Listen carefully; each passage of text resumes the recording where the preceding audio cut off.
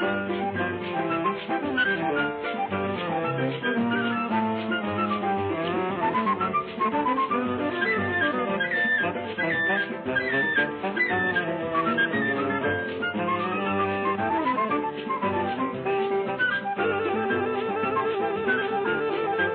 circula pelo universo da literatura desde os tempos de escola.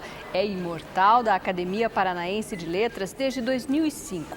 Advogado por formação, publicitário por dever financeiro, jornalista por paixão e cronista por preferência literária. Eis aqui Hernani Buchmann, nosso convidado do Autores Paranaenses de hoje.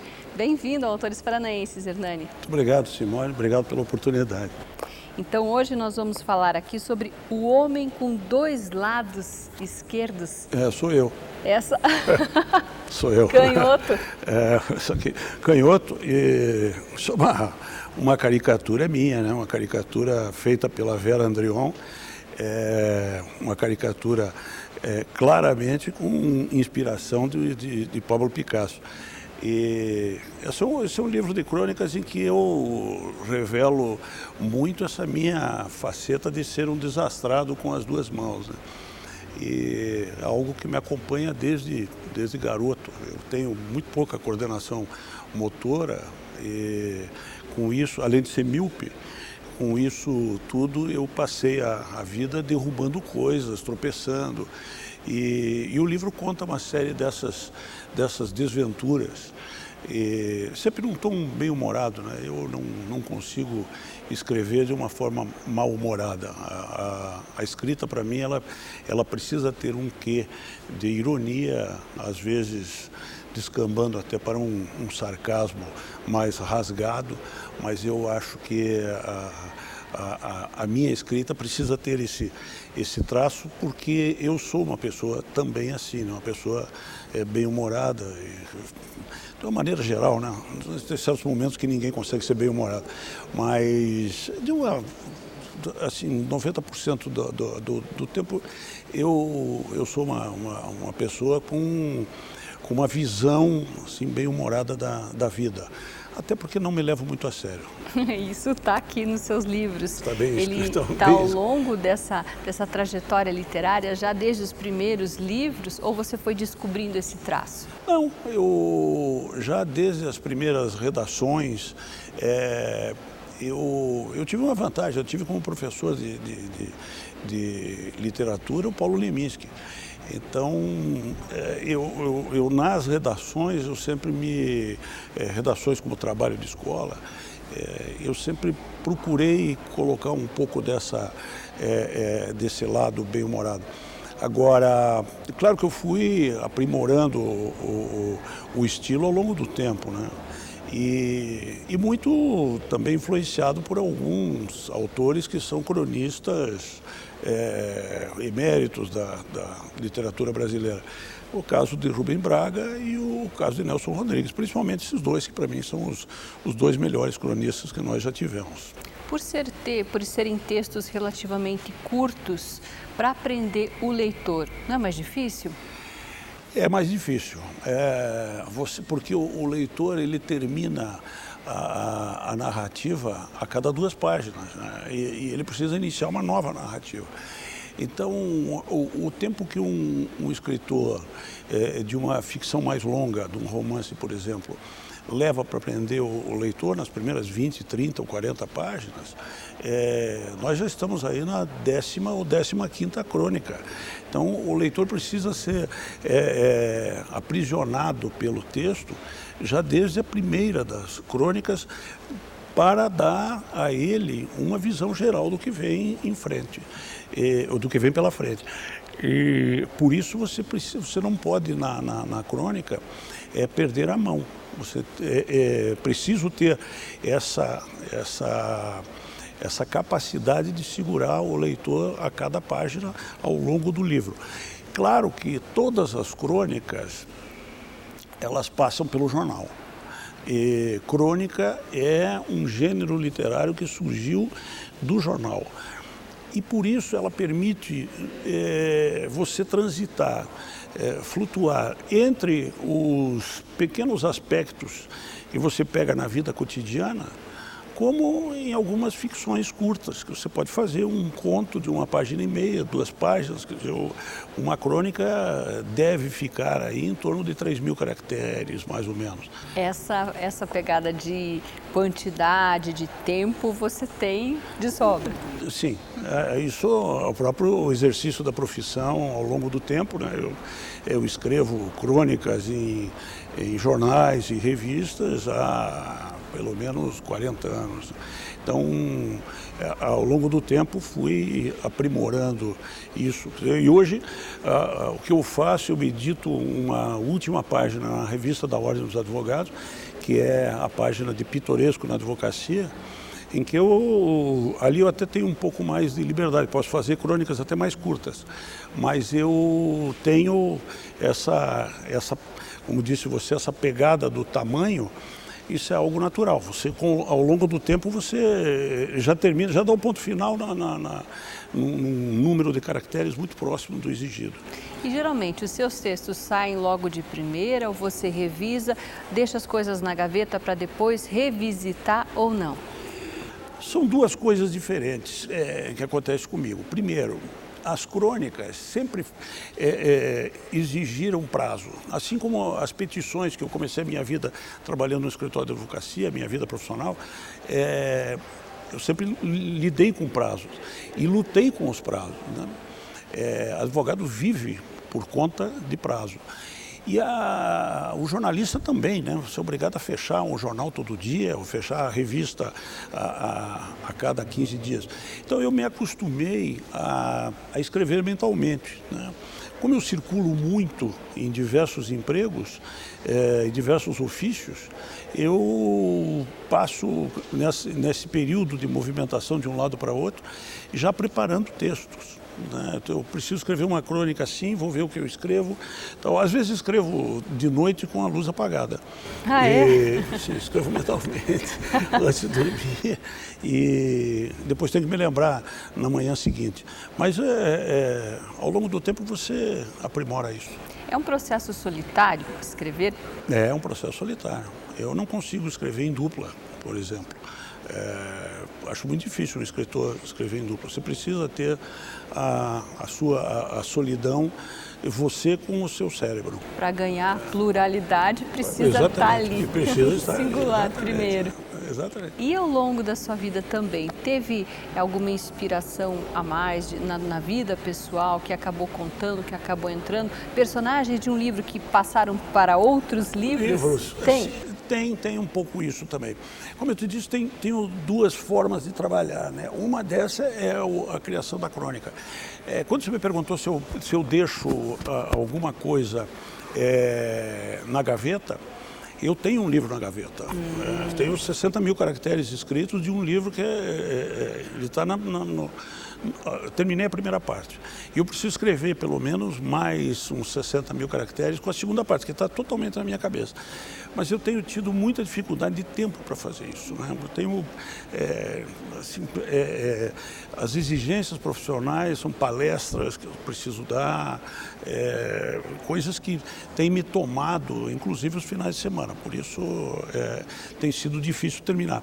Mas eu tenho essa possibilidade também. Tem horas que, na ficção mais longa, você precisa, o escritor que trabalha em tempo integral, ele precisa se dedicar todo dia àquilo e vai evoluindo o texto.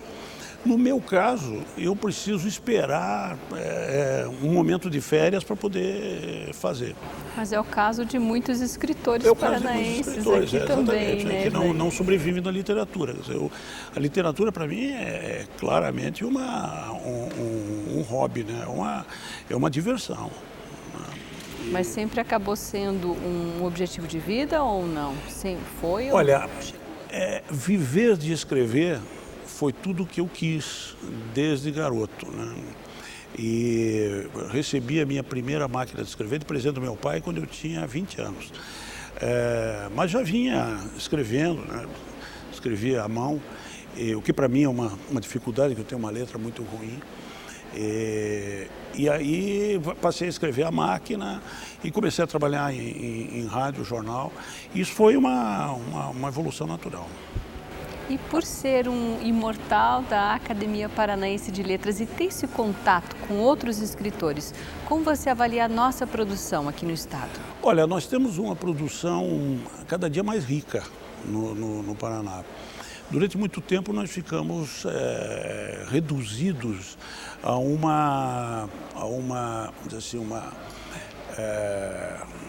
a nossa literatura era, para efeitos nacionais, apenas Dalton Trevisan.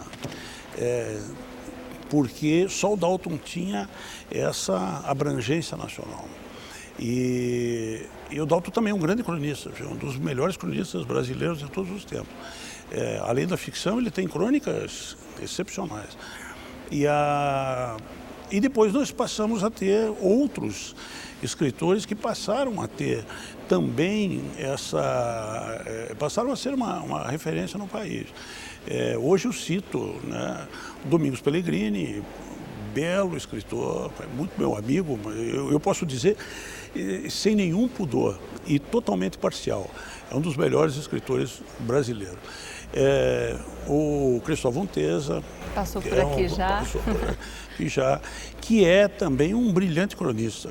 É um brilhante cronista. Pena que tenha parado de escrever crônica, mas aprimorou muito o seu processo de escrever crônica ao longo aí de 2, 3 anos que escreveu na Gazeta e se transformou num belíssimo cronista. Aprendeu rapidamente o que é fazer uma crônica.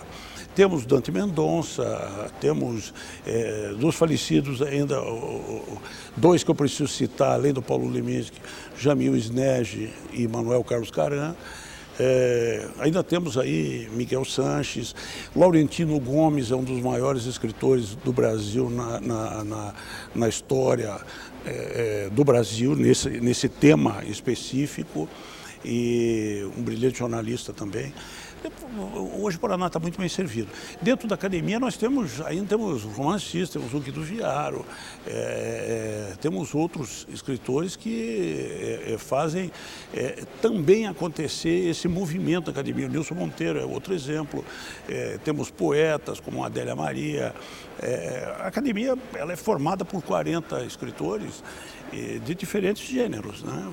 Você tem inclusive a parte musical. Vamos considerar que quem escreve música também é escritor, né?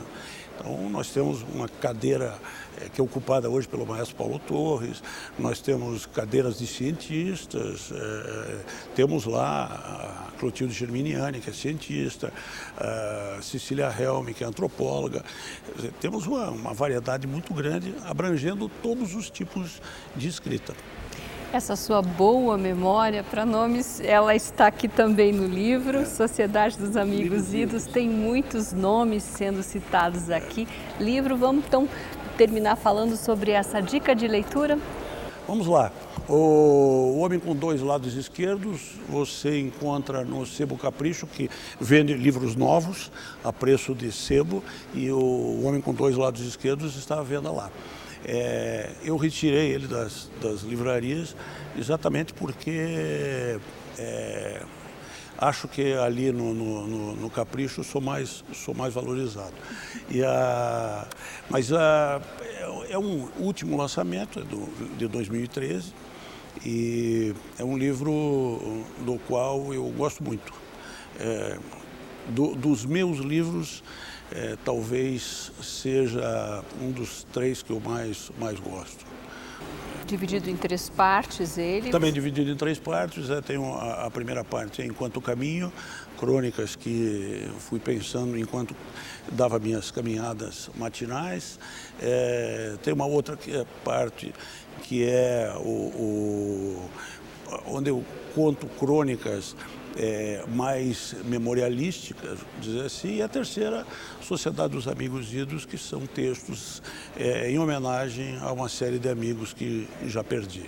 E aí tem muitos bons amigos da literatura por aí? Tem bons amigos da literatura. Tem bons amigos do boteco também, né? Porque você não pode ser jornalista, publicitário, sem você ter uma boa vivência de botequim. E eu felizmente tenho esse patrimônio guardado no meu cérebro e principalmente no meu fígado. Muito bem. Foi um prazer recebê-lo aqui no Autores Paranaenses, obrigada. A gente fica à disposição para um próximo livro. Já está pensando então nesse que estão faltando 60 mil caracteres, ainda vai longe para o lançamento? Quero ver se eu termino ele até o fim do ano. Deve sair no início do ano que vem o livro das crônicas do pitoresco na advocacia, que deve se chamar A Mão Peluda e Outras Crônicas Pitorescas da Advocacia. E o mais, talvez eu faça aí também em formato de livro, uma coleção dos meus textos escritos mais para a área acadêmica. Texto sobre a Primeira Guerra Mundial, texto sobre Ulisses de Joyce e outros textos que eu venho produzindo ao longo do tempo, que são compromissos da área acadêmica que eu me proponho a cumprir e acabo desenvolvendo por conta disso um interesse maior do que o exigido, mas acaba gerando também um estudo e pode virar mais um livro. Muito bem. Tá obrigada, Hernani. Ora, é isso, à disposição. Preciso autografar para você. Muito bem, obrigada. Está aqui então a nossa dica, O Homem com Dois Lados Esquerdos, de Hernani Buchmann. Uma ótima leitura para você. Seu garçom, faça o favor de me trazer depressa uma boa média que não seja requentada, um pão bem quente com manteiga, beça, um guardanapo e um copo d'água bem gelada. Fecha a porta da direita com muito cuidado, que não estou disposto a ficar exposto ao sol. Vá perguntar ao seu freguês do lado qual foi o resultado do futebol. Se você ficar limpando a mesa, não me levanto nem pago a despesa. Vá pedir ao seu patrão uma caneta, um tinteiro, um envelope e um cartão.